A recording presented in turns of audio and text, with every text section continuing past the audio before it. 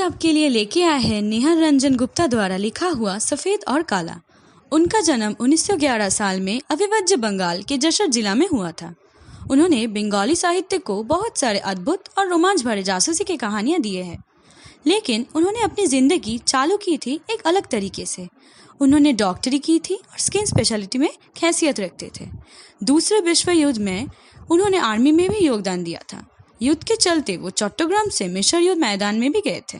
उनकी कुछ जानी पहचानी ग्रंथ काला भ्रमर, उल्का, उत्तरी फाल्गुनी, कलंकिनी कंकावली और भी बहुत कुछ। उनकी मृत्यु होती है 1986 में। आज की कहानी हमने लिया है दीप प्रकाशनी से प्रकाशित प्रसाद रंजन रॉय एवं कल्याण मैत्र के भूत 50 किताब के एक हिस्से से।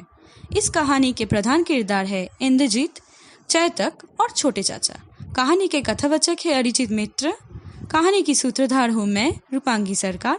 छोटे चाचा के किरदार निभाएंगे तमांशु घोष। तो शुरू करते हैं कहानी।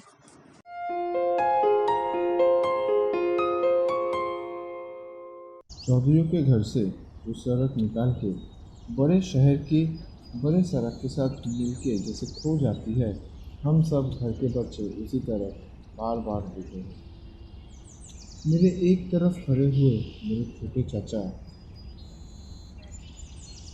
पिछले कुछ दिनों से ही वो बोल रहे हैं कि इंद्रजीत आ रहा है, लेकिन ये इंद्रजीत कौन है मैं ये नहीं जानता। मानव है या जानवर, ये तक मुझे नहीं पता, क्योंकि मेरे छोटे चाचा बड़े अपरिवर्तनवादी इंसान हैं।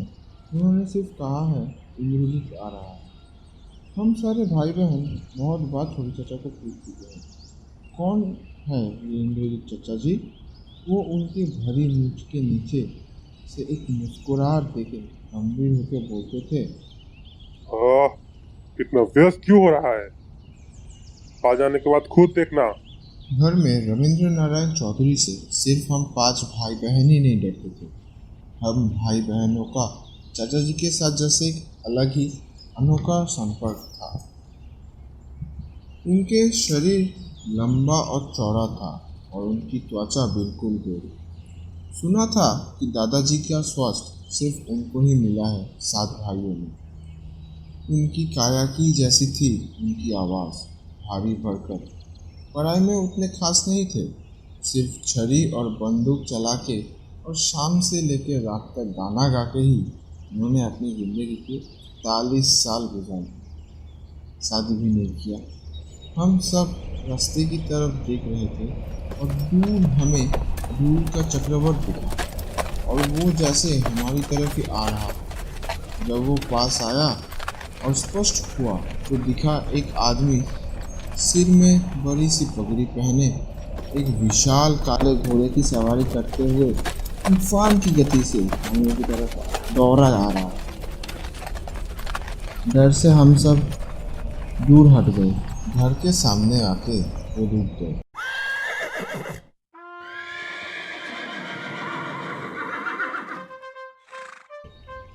चाचा जी घोड़े की तरफ चलना शुरू किए।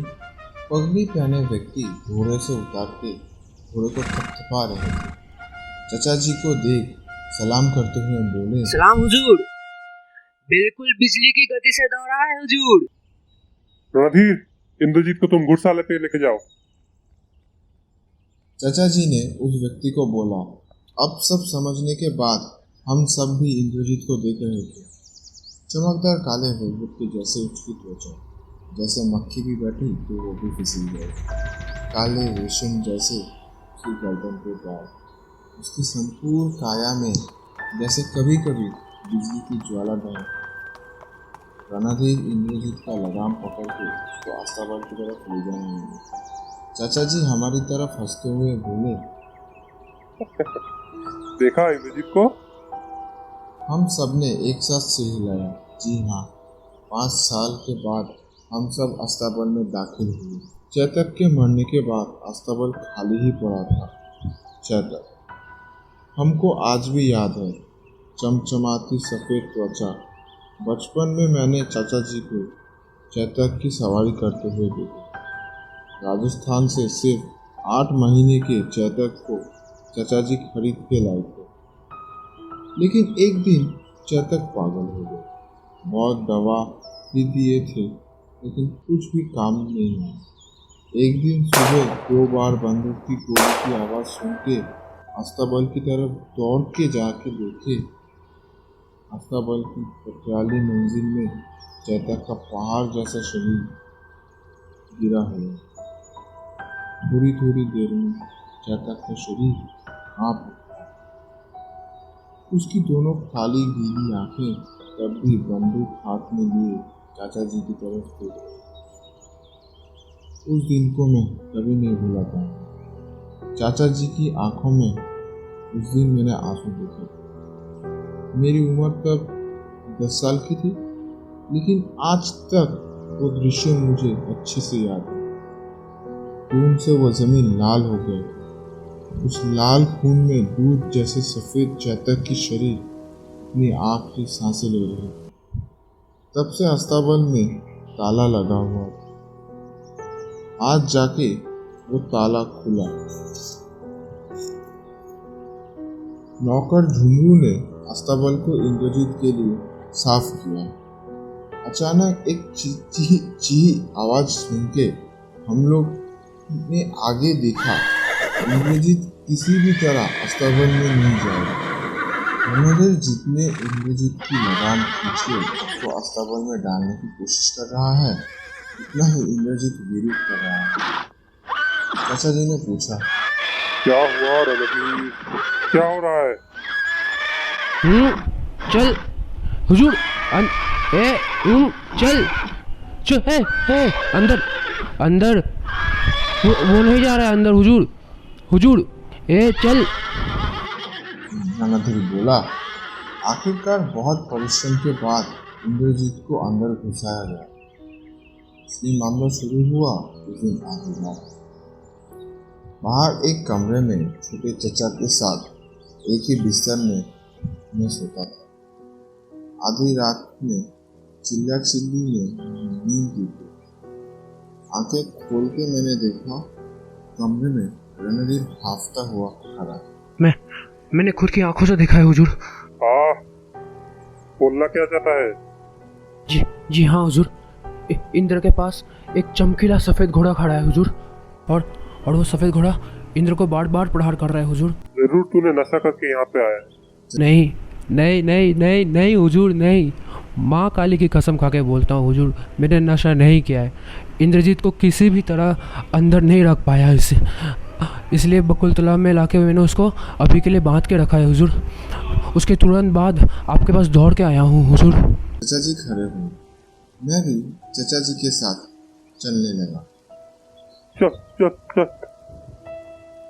रणधीर ने सच्ची में नशा किया है और नशे में ही रात को बकवास कर रहा है। ये सोचकर ही मैं और चाचा जी अस्तबल की तरफ चलना शुरू किया।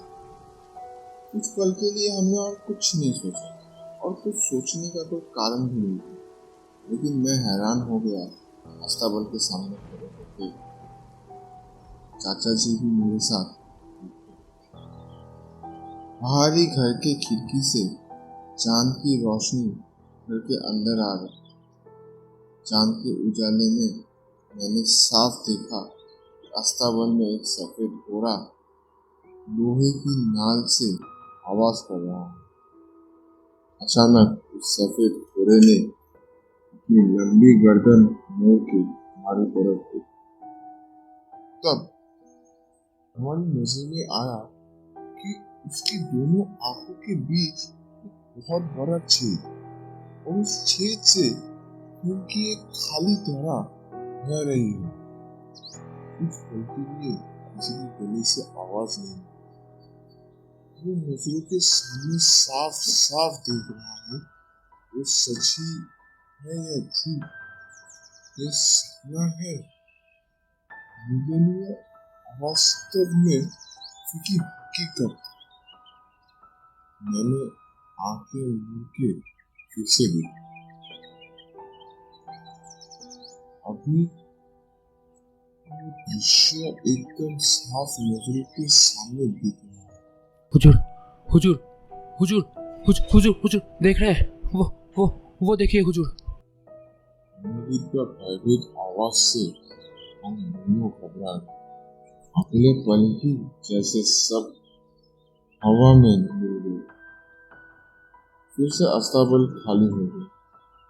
सिर्फ उस रात नहीं, पर उसके बाद से हर रात इस सफेद घोड़े की घटना दोहराने लगी। रणधीर की आश्चर्यता दिन के दिन बढ़ने लगी। चमकीले काले वेलवेट जैसे इंद्रजीत का तन भी दिन प्रतिदिन मुरझा रहा। रुक रुक के इंद्रजीत डरती नजरों से इधर उधर देखता रहता। किसी दिन कभी मैं या चचा जी जब उसकी सवारी करते हैं, वो कभी कभार अचानक से रुक जाता है जैसे इंद्रजीत की साई जैसा एक सफेद घोड़ा हमारे साथ साथ दौड़ रहा। रणधीर आखिरकार त्याग पत्र देके नौकरी छोड़ के भाग गया। उसकी जगह एक नए व्यक्ति महेंद्र आया था।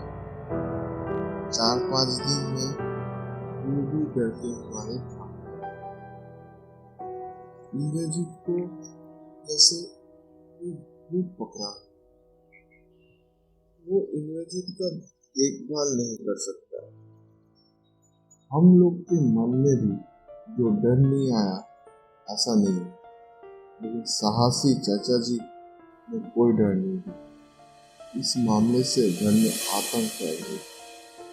हर दो पूर्णिमा के दिन हमारे यहाँ एक मेला होता है।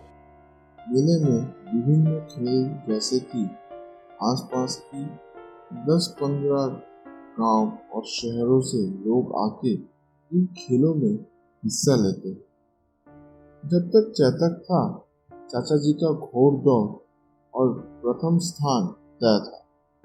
इस बार चाचा जी ने बोला कि वो इंद्रजीत के साथ सवार होके हिस्सा लेंगे।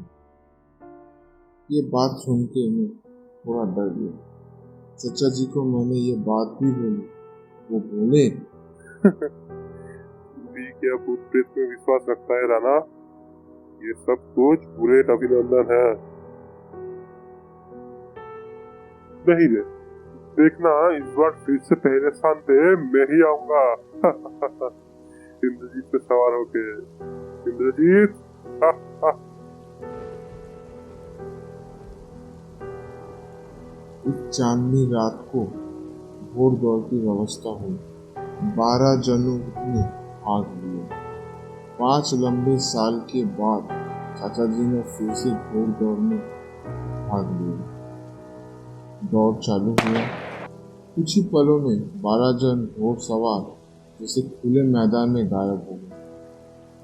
3 मील दूर एक नदी के किनारे एक बरगद की पेड़ में 12 झंडे लगे हुए। उसी में से कोई भी एक झंडा जो पहले लेके आएगा वही विजय घोषित किया जाएगा। चांदनी रात में मैदान की तरफ नजर टिकाए हम सब बैठे। कब सब घोड़ सवार वापस आएंगे, एक के बाद एक हाथ में लाल झंडा लिए।